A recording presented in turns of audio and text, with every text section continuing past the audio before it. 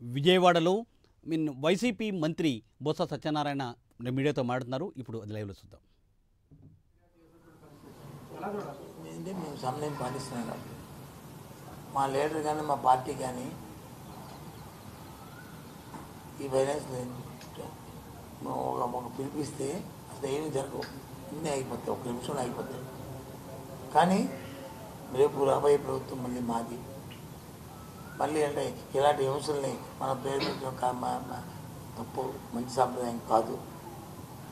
చట్టాలు చేతులు తీసుకోవడం మంచి సాంప్రదాయం కాదు అనే ఆలోచనతోనే, దూరదృష్టితోనే ఉపేక్షిస్తున్నాం. లేకపోతే ఏముంది, ఎందమ్మంటే అందమ్మా, మీరు చెప్పినట్టు అధికారం ఉంది రేపు అని మేము కానీ తయారవుతే అయిపోయాయి.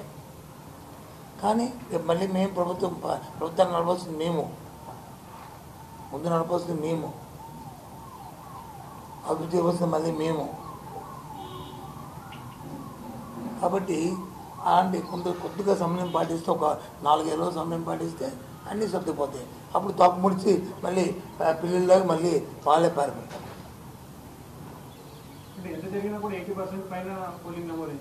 తప్పే ఉంది. అవేర్నెస్ వచ్చింది.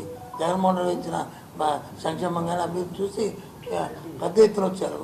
జగన్మోహన్ రెడ్డి లాంటి వ్యక్తి కానీ నాయకుడు కానీ లేకపోతే మళ్ళీ మనకు కష్టాలు వస్తాయి, మళ్ళీ మనకు జన్మభూమి కమిటీ వస్తాయి, మళ్ళీ అవినీతి వస్తుంది, మళ్ళీ మధ్యవర్తులు వస్తారు, మళ్ళీ దోపిడీ జరుగుతుంది, మళ్ళీ పెద్దవాడికే అవకాశం వస్తుంది, అవినీతి పడికే మళ్ళీ ముందుకు వస్తాడు అనే దాంతో ప్రజలు ముందుకు వచ్చి అంతా చేశారు. ఇవాళ గ్రామాల్లో కానీ పట్టణాలు ఎక్కడ దళాలు లేదే. సామాజిక ఎక్కడ ప్రతి వాడికి కూడా వాడికి ప్రభుత్వం ఆడ కళ్ళ ముందే ఉందే. అదే కదా కోరుకుంటారు ఎవరైనా సరే. దాంతోపాటు ఇవాళ జగన్మోహన్ మెయిన్ నినాదం అంటే సామాజిక న్యాయం. ఇవాళ ఈరోజు ఎక్కడ చూసినా సరే ఈ రాష్ట్రంలో ఎన్నో కులాలు, ఎన్నో మతాలు, ఎన్నో ఉన్నాయి, ఎన్నో ఉన్నాయి. అందరికీ సమాజంలో బాబాసాహెబ్ అంబేద్కర్ చెప్పిన ఏదైతే ఉందో ఆ సమన్యాయాన్ని పాటిస్తూ ఎక్కడ ఎవరైతే ఎక్కువగా ఉన్నారో, సామాజికంగా ఉన్నారో వాళ్ళని ఎంపిక చేస్తూ ఇచ్చిన నేపథ్యం చరిత్రలో ఎప్పుడు జరగలేదే ఈసారి జరిగినట్టు. రాజ్యాధికారం చేతిలో ఉంటే కదా మేము ఏదైనా ఆ సంబంధిత కుల వర్గాలకి న్యాయం చేయగలం, న్యాయం చేయగలరు అనేది విశ్వసించాడు జగన్మోహన్ రెడ్డి గారు. వాళ్ళ అధికారం వాళ్ళ చేతికి ఇస్తేనే వాళ్ళు ఆ వర్గాలకు న్యాయం చేస్తారు, వాళ్ళతో చేయించాలనేది ఆయన గట్టిగా నమ్మిన వ్యక్తి జగన్మోహన్ రెడ్డి. అందుకు ఇంత పెద్ద ఎత్తున జరిగింది. తెలుగుదేశం పార్టీ అదే చూడమండి, టికెట్లు ఇచ్చిన వాళ్ళు పోటీ చేస్తున్న అభ్యర్థులకు తీయండి, లిస్టు ఏ వర్గాలకు ఎన్ని ఇచ్చారని తీసుకోండి.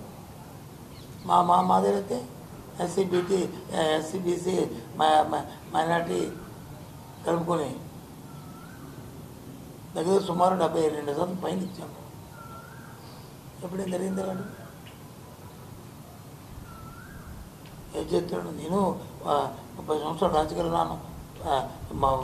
7 చీఫ్ మినిస్టర్, 6 చీఫ్ మినిస్టర్ నేను మంత్రిగా చేశాను. పోస్టులో చంద్రబాబు ముఖ్యమంత్రి ఉన్నప్పుడు ఉన్నాను. కానీ ఇటువంటి ప్రక్రియలు ఎప్పుడు చూడలేదు ఈ రాష్ట్రంలో.